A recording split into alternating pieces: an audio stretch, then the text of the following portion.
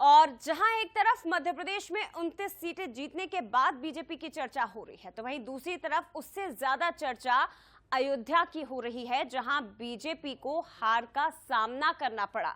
उम्मीदों के उलट अयोध्या में, उत्तर प्रदेश में नतीजे सामने आए। अब इस हार पर हाईकमान मंथन करने वाला है।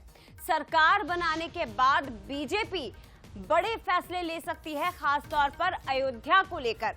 आपको बता दें कि अयोध्या में बीजेपी की हार की कई बड़ी वजह रही है। जातिवाद का फैक्टर उत्तर प्रदेश में सबसे ज्यादा हावी रहा। विपक्षी दलों ने जिस मुद्दे को उठाया, आरक्षण और संविधान, वो सबसे भारी पड़ गया बीजेपी को। और दूसरी तरफ लल्लू सिंह, जिन्होंने ये बड़ा बयान दे दिया कि हमें यानी बीजेपी को, एनडीए को 400 सीटें इसलिए चाहिए ताकि वो संविधान बदल सके।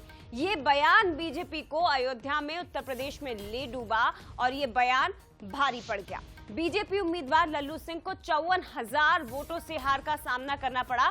समाजवादी पार्टी के अवधेश प्रसाद ने यहां पर जीत दर्ज की है। ये आपको बता दें कि अवधेश प्रसाद, जो कि बहुत करीबी माने जाते हैं यादव परिवार के, उन्होंने अयोध्या की सीट पर जीत दर्ज कर ली।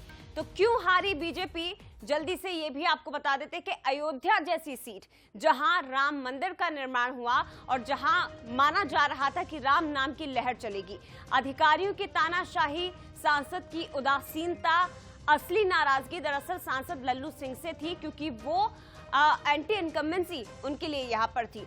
लल्लू का संविधान बदलने का जो बयान था वो भारी पड़ गया। जातिवाद हावी रहा। सपा प्रत्याशी दलित वर्ग से थे। सिर्फ मोदी के नाम पर जितनी सीटें जीती है वो मोदी के नाम पर जीती है। बीजेपी को गांव में वोट कम मिले हैं और जमीन अधिग्रहण को लेकर भी लोगों में काफी गुस्सा था। स्थानीय आक्रोश, जन आक्रोश को बीजेपी भांप नहीं सकी। और खास बात ये, जो जमीन अधिग्रहित की गई थी उसका ऐसा आरोप है स्थानीय लोगों का कि उनको मुआवजा तक नहीं दिया गया। और वो जब सांसद के पास पहुंचते थे, लल्लू सिंह के पास पहुंचते थे, तो वो इससे इनकार कर दिया करते थे कि मुआवजा देना मेरा काम नहीं है, सरकार का काम है। एंटी इनकम्बेंसी काफी थी यहाँ पर। सांसद के खिलाफ लोगों में काफी नाराजगी थी कि वो उनकी बातें नहीं सुनते हैं, समय नहीं देते हैं, क्षेत्र में नहीं आते। और साथ ही ये भी आरोप लल्लू सिंह पर लगे कि वो केवल अपनी ही जाति के लोगों के साथ रहते थे, बाकी लोगों को उन्हें उनकी तरफ से इग्नोर कर दिया जाता था। तो तमाम ऐसे फैक्टर हैं जिसकी वजह से बीजेपी को अयोध्या में हार का सामना करना पड़ा। और चलिए और भी की फैक्टर्स समझने की कोशिश हम करते हैं। सीधे रुख करते हैं, हमारे साथ वरिष्ठ संवाददाता आलोक राय इस वक्त जुड़ गए हैं। आलोक, बहुत जरूरी हो जाता है ये जानना, ये समझना कि आखिर उत्तर प्रदेश, जो हमेशा बीजेपी का सपोर्ट करता रहा, खासतौर पर 2 चुनावों में, 14 और 19 में, और जब राम निर्माण की लहर या राम मंदिर की लहर 2019 में चल रही थी, 2024 में जब मंदिर का निर्माण हुआ तो इस लहर ने क्यों आखिर साथ नहीं दिया। और खासतौर पर लखनऊ, अयोध्या की अगर हम बात करें तो यहाँ पर कुछ ऐसे फैक्टर्स निकल कर आए हैं।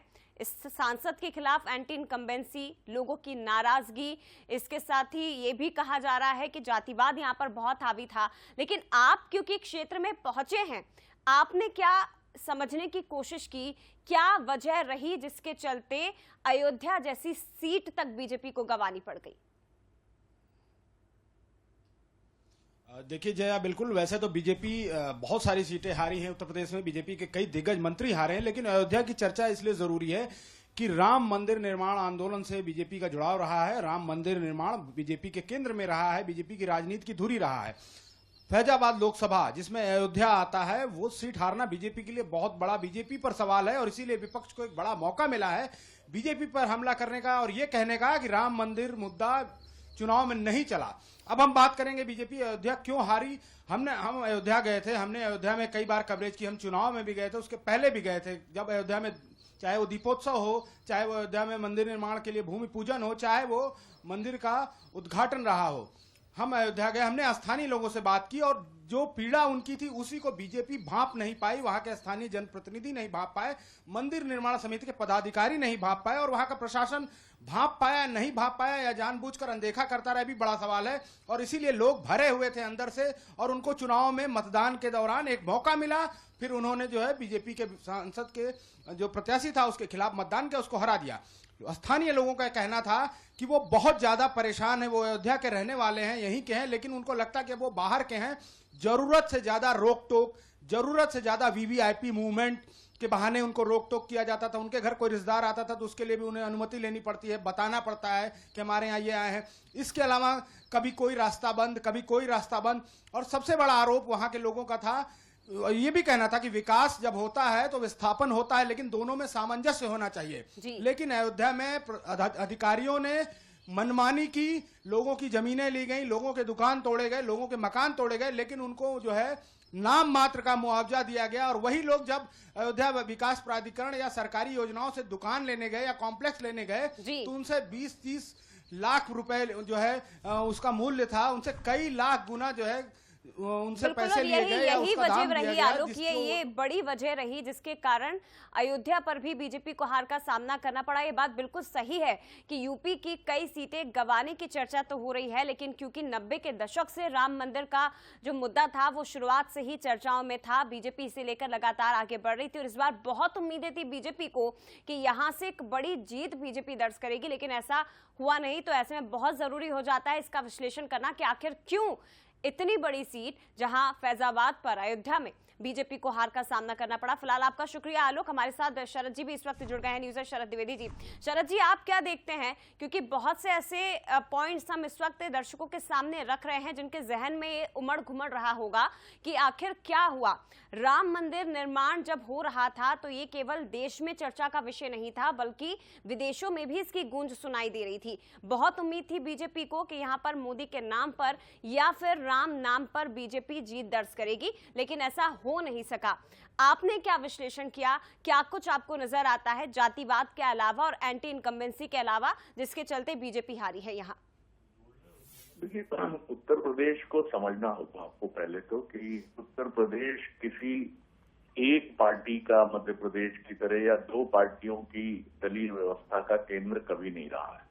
कम से कम अगर आप पीछे चलेंगे 80 के दशक के बाद से, जब से वहां समाजवादी पार्टी और बहुजन समाज पार्टी का उदय हुआ है, से वहां पर चतुष्कोणीय मुकाबले होते हैं। ये अलग बात है कि बीजेपी ने बीते 2 चुनाव वहां के जाति के चक्र को तोड़ने में सफलता पाई, ऐसा मैं नहीं कहूंगा, लेकिन राष्ट्रवाद और अयोध्या का इशू इतना गहरा हुआ कि उसके चलते टेम्परेरी अस्थायी रूप से बीजेपी को सफलता जरूर मिली उस पर काबू पाने की। लेकिन उत्तर प्रदेश का चरित्र बहुदलीय व्यवस्था का चरित्र है।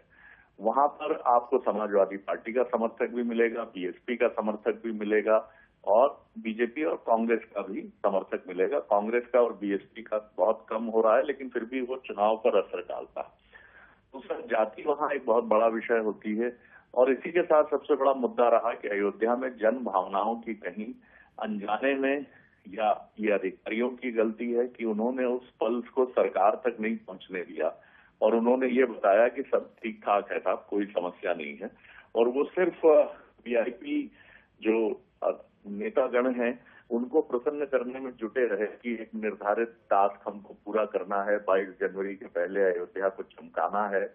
और इसके लिए जो स्थानीय लोग थे, रेहड़ी वाले, खोमचे वाले, छोटे छोटे वो गरीब लोग जिनकी वॉइस नहीं, ऐसा नहीं है कि अयोध्या में जिनके घर टूटे हैं, जिनके अतिक्रमण तथा कथित रूप से हटे हैं, उनमें धन कुबेर लोग हैं। उन्होंने तो अपनी व्यवस्था, वो तो हर व्यवस्था में जिनके पास पैसा है वो हर व्यवस्था में सफल हो जाते हैं। तो ये जो पीड़ित वर्ग था ये समाज का कमजोर वर्ग था। तो इस जाति का भाव भी प्रबल हुआ कि समाजवादी पार्टी में तो ऐसा नहीं होता था, बीएसपी थी तब तो ऐसा नहीं होता था। तो ये भाव मिलते जुलते चले गए और कुल मिलाकर बीजेपी के लिए बहुत बड़ी चुनौती बन गए कि अयोध्या में जहां राम मंदिर है वहां बीजेपी को सफलता नहीं मिली। बीजेपी के लिए ये एक रोल मॉडल है उत्तर प्रदेश, उसको समझना होगा कि आपको लोगों की भावनाएं भी समझनी है। जहां बहुदलीय मुकाबले हैं वहां जाति के चरित्र को भी समझना है और सबसे महत्वपूर्ण बात है कि आप अधिकारियों के भरोसे नहीं रह सकते। आपका अपना पार्टी का एक फीडबैक होना चाहिए और उत्तर प्रदेश में बीजेपी का अपना फीडबैक जो कार्यकर्ताओं से आता है उसमें भी पार्टी विफल रही है। निश्चित तौर पर, और इस हार के बाद बहुत जरूरी होता है कि यूपी को समझे बीजेपी, जैसा कि आप कह रहे हैं, और हार से सबक लेकर आगे बढ़े। लेकिन मंथन उतना ही जरूरी हो जाता है कि आखिर कहां चूक हुई है बीजेपी से और संगठनात्मक स्तर पर भी कहां ये इतनी बड़ी गलती बीजेपी से होगी जिसका खामियाजा भुगतना पड़ रहा है। फिलहाल शुक्रिया आपका शरद जी बातचीत के लिए। सीधे आपको लिए चलते हैं, आपको बता दें कि जल गंगा संवर्धन अभियान की शुरुआत मध्य प्रदेश में हो गई है। मुख्यमंत्री